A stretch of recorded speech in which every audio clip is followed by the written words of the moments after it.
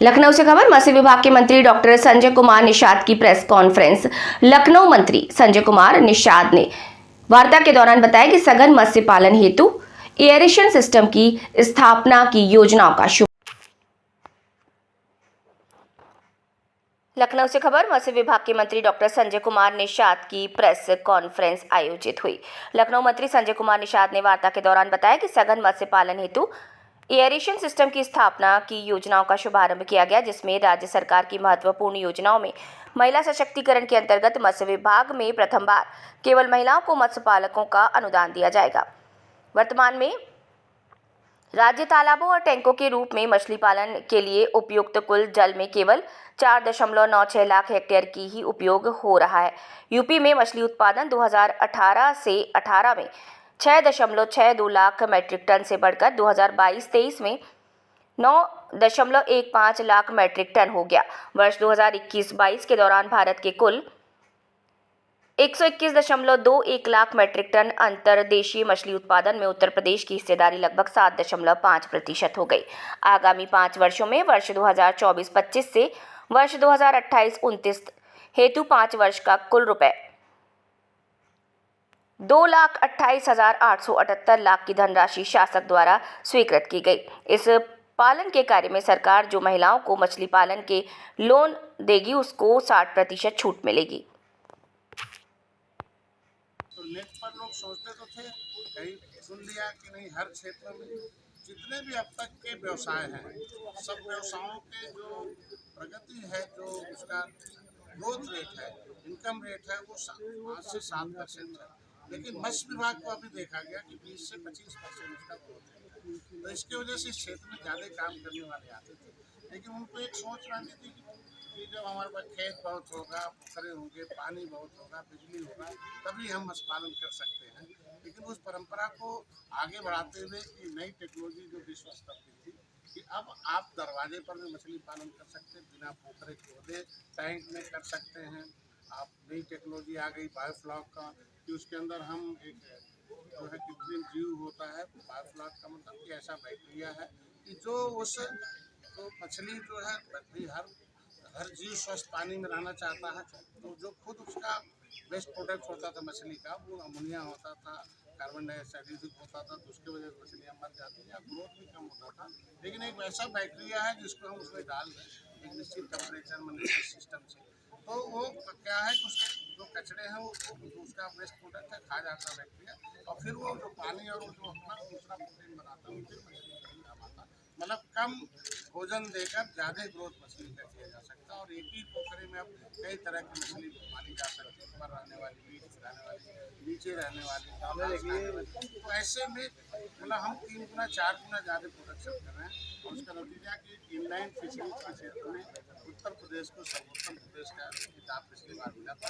अभी इस साल अभी तैयारी चल रही है कि हम निगम है, फेडरेशन है, उसको भी तेज कर रहे हैं। तो इसमें हम लोग आगे बढ़ रहे हैं।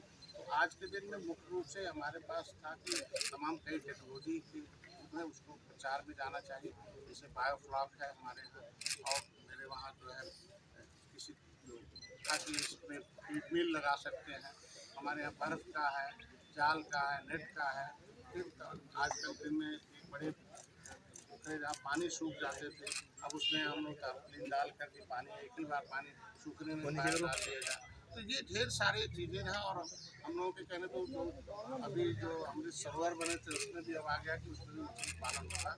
ऐसे मतलब बुंदेलखंड के क्षेत्रों में, शहरों में पानी की कमी है, वहाँ हमारे यहाँ जो है RS सिस्टम है, एक ही बार पानी को डाला जाए, बार बार उसको फिल्टर करके रिसर्कुलेट कर दिया जाए।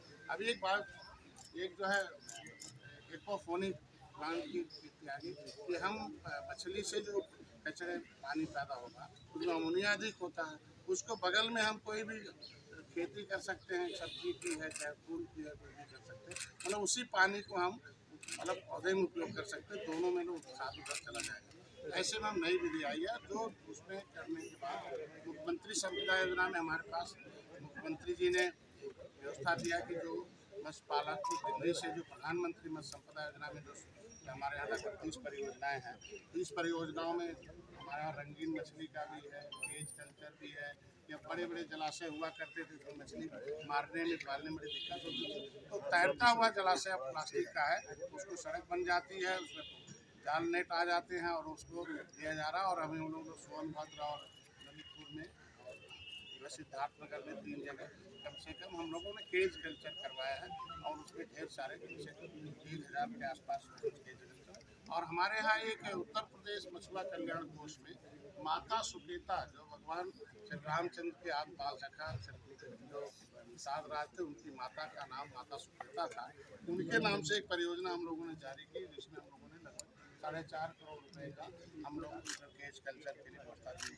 उसमें शिक्षा के लिए इनको दिया जा रहा है। अभी हो गया कि इनके बच्चे जो है पढ़ रहे हैं मछुआरों के, तो उनकी फीस में सहायता दे सकते हैं। और जो कोचिंग करना चाहता है मेधावी छात्र, वो कुछ भी डॉक्टर इंजीनियर बनना चाहता है या अधिकारी बनना चाहता है, किसी भी तरीके से उसकी कोचिंग करना चाहता है, तो अच्छे कोचिंग में पढ़े और उसको हमारी सहायता करें। चिकित्सा सहायता के लिए है, उनकी लड़की की शादी के लिए है। चिकित्सा सहायता में जो मत्स्य पालक ऐसे हैं जो है उनके पास आयुष्मान भारत कार्ड नहीं है, ऐसे वो कहीं भी इलाज करा ले और अपना बिल वाउचर ठीक से रखें, अच्छे डॉक्टरों का इलाज कराएं।